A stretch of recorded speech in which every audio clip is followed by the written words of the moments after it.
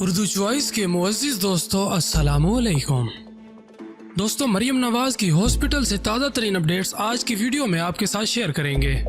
دوستو کیسے پاکستانی قوم اس حادثے کو دیکھنے کے بعد تڑپ اٹھی ہے اور آخر کار مریم نواز کے ساتھ کیا حادثہ پیش آیا ہے جس کی ویڈیو سوشل میڈیا پر شیئر کر دی گئی ہے۔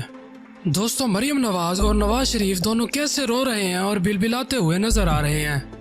دوستو مریم نواز کیوں ہاتھ اٹھا کر پاکستانی قوم سے دعاؤں کی اپیل کرتی رہیں، یہ سب کچھ آج کی ویڈیو میں شروع سے لے کر آخر تک ہمارے ساتھ رہیے گا۔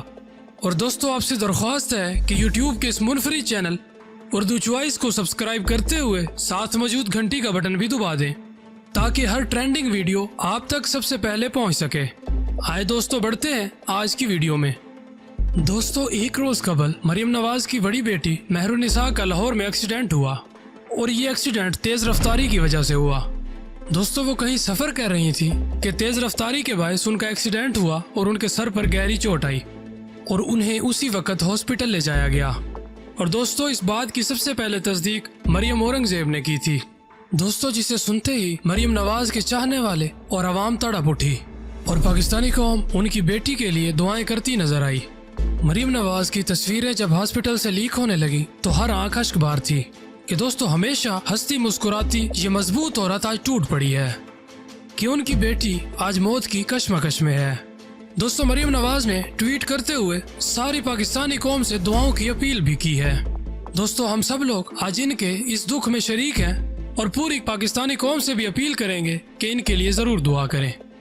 اور دوستو وہیں پر نواز شریف بھی دکھائی دیے جو اپنی بیٹی کو حوصلہ دیتے ہوئے نظر آئے۔